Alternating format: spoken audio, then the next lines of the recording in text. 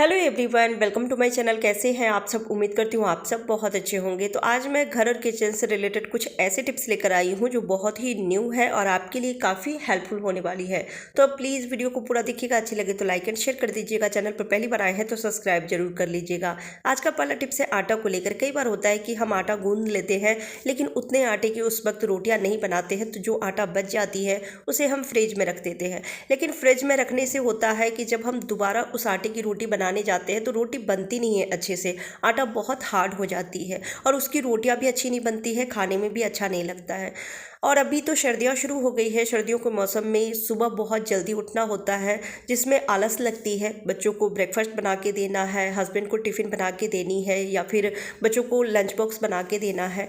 तो हमारी कोशिश रहती है कि हम रात में ही कुछ प्रिपरेशन करके रखें। तो अगर आप भी आटा गूंद के रात में रखते हैं और वो आटा हार्ड हो जाती है तो एक टिप्स को फॉलो कीजिएगा, जिसके बाद आटा आपकी कभी भी हार्ड नहीं होंगे और रोटियां बहुत अच्छी बनेगी। तो उसमें तेल या घी बहुत अच्छे से आप लगा दीजिए। चाहे तो थोड़ा सा आप मसल भी दीजिए, जैसे गूंदते हैं ना आटा वैसे गूंद के, और फिर उसको एयर टाइट कंटेनर में रख दीजिए या फिर टिफ़िन में अच्छे से बंद करके रख दीजिए। हवा नहीं लगेगी तो ये आटा बिल्कुल भी हार्ड नहीं होगी और इसकी रोटी या पूरी पराठे कुछ भी बनाते हैं बहुत अच्छी बनेगी। तो एक बार इस टिप्स को ट्राई करके ज़रूर देखिएगा। अगले टिप्स के लिए हमें चाहिए 2 टिश्यू पेपर। अगर टिश्यू पेपर नहीं है तो आप न्यूज़पेपर भी ले सकते हैं। टिश्यू पेपर को थोड़ा सा गीला कर लेना है, 1 चम्मच जितना पानी लीजिए और उस पर छिड़क देना है जिससे कि टिश्यू पेपर थोड़ा सा सॉफ्ट हो जाए। और इस पर रखना है 1/4 चम्मच जितना बेकिंग सोडा। तो दोनों ही टिश्यू पेपर पे बेकिंग सोडा रख के और इसको हमें पैक कर देना है। ये हल्का सा गीला हो गया है तो जैसे भी चाहे इसको आप बंद कर सकते हैं। और बंद करने के बाद हमें इसे रखना है फ्रिज में। तो चलिए इसको फ्रिज में रखते हैं। फ्रिज में खाने पीने की चीज़ें, दूध, दही, घी, बहुत सारी चीज़ें फ्रिज में रखते हैं। कुछ ऐसी चीज़ें भी रखते हैं जिससे कि अजीब सी स्मेल आती है, जैसे कि अचार हो गया, चटनी हो गया, तो हम उसको रख देते हैं। कई बार ढक्कन उसका खुला रह जाता है तो जिस वजह से फ्रिज में अजीब सी स्मेल आने लगती है। और वैसे भी जब खाने पीने की चीज़ें रखते हैं तो थोड़ा बहुत स्मेल आती है। तो आप अगर इस तरीके से टिश्यू पेपर को बेकिंग सोडा रख के और फ्रिज में रखेंगे तो जो भी बैड स्मेल है वो टिश्यू पेपर एब्जॉर्ब कर लेती है। बेकिंग सोडा की वजह से सारी ही बैड स्मेल दूर हो जाती है। अगला जो टिप्स है ये काफ़ी हेल्पफुल है और इससे पैसे भी बचने वाले हैं। हम लेडीज़ गोल्ड की ज्वेलरी पहनते ही हैं, चाहे वो चैन हो गया, रिंग हो गई या फिर मंगलसूत्र हो जाते हैं, ईयरिंग हो जाती है। तो जो डेली हम जेवर पहनते हैं वो बहुत जल्दी जल्दी गंदा होता है और साथ में गर्मी के टाइम में तो फिर पसीने की वजह से भी जो भी ज्वेलरी होते हैं वो थोड़े से उसकी चमक कम हो जाती है। तो फिर हम सुनार के पास लेकर जाते हैं उसको साफ़ करवाने के लिए, पॉलिश करवाने के लिए, जिसमें एक रिस्क रहता है, डर रहता है कि कहीं गुम ना हो जाए या फिर चोरी ना हो जाए और पैसे भी खर्च होते हैं। तो इन सारी झंझटों से आप बच सकते हैं और फ्री में ही अपने जेवर को घर पर ही साफ़ कर सकते हैं, पॉलिश भी कर सकते हैं। बहुत ही बढ़िया तरीका बताती हूँ और किसी तरह का खतरा भी नहीं है, डर भी नहीं है।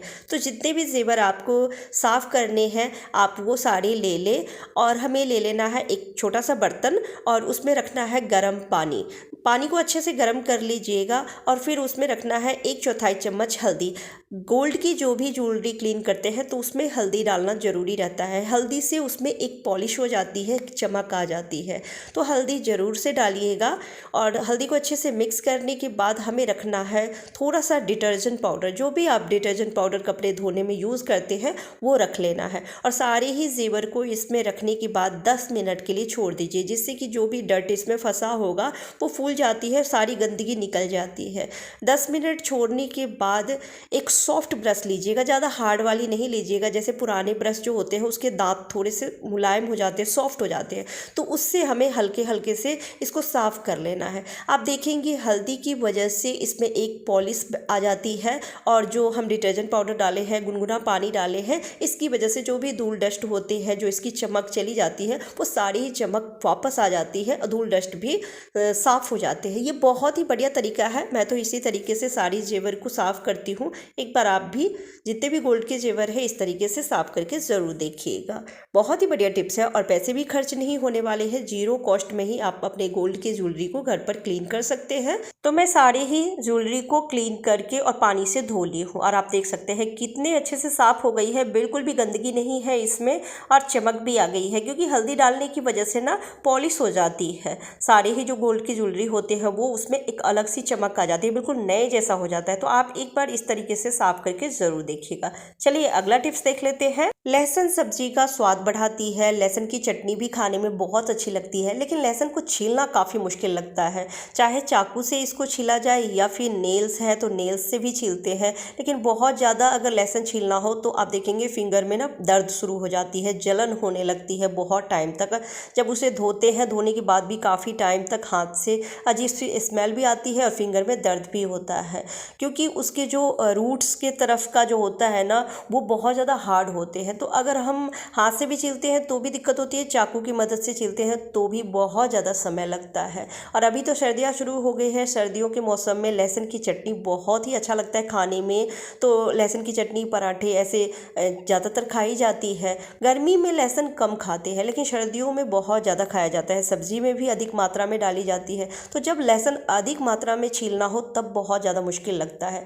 तो एक आसान सा तरीका है कि आप जितना भी लहसुन छीलना चाहते हैं उतना गर्म पानी में रख दें। पानी थोड़ा सा गर्म कर लें और उसको आप सारे लहसुन को पानी में रख दीजिए और 10 मिनट के लिए छोड़ दीजिए। 10 मिनट बाद उसका जो छिलका होता है वो काफ़ी हद तक सॉफ्ट हो जाती है। तो उसके बाद आपको चाकू की भी ज़रूरत नहीं पड़ेगी। अगर नेल्स नहीं है तो भी कोई दिक्कत नहीं होगी, आसानी से उसका छिलका अपने आप उतर जाती है। ये बहुत ही बढ़िया तरीका है। अगर अधिक मात्रा में लहसुन छीलना हो तो ये टिप्स तो ज़रूर ही ट्राई करें।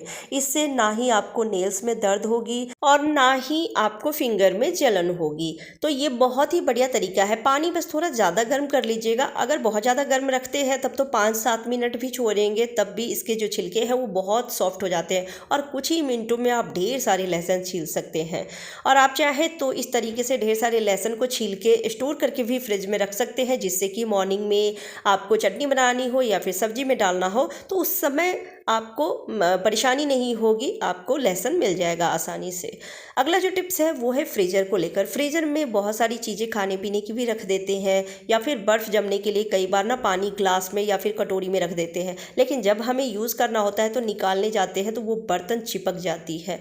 बहुत खींच के निकालना होता है जिससे एक कट की आवाज़ आती है और आप देखेंगे इससे ना फ्रीज़र ख़राब होने का भी डर रहता है। बर्तन निकलती भी नहीं है, कई बार तो 2-4 मिनट के लिए फ्रीज़र खोल के और फिर रखना होता है या फिर डीप फ्रीज करने होते हैं, तो इससे भी प्रॉब्लम होती है। तो एक बहुत ही बढ़िया सा आसान सा तरीका बता देती हूँ कि जब भी आप फ्रीज़र में कोई भी बर्तन रखते हैं, चाहे दूध रखें या फिर पानी रखें इस तरह से जमने के लिए, बर्फ़ बनने के लिए, तो उसके तले में जो भी बर्तन रखना चाहते हैं उसके तले में आप थोड़ा सा सरसों का तेल लगा दें।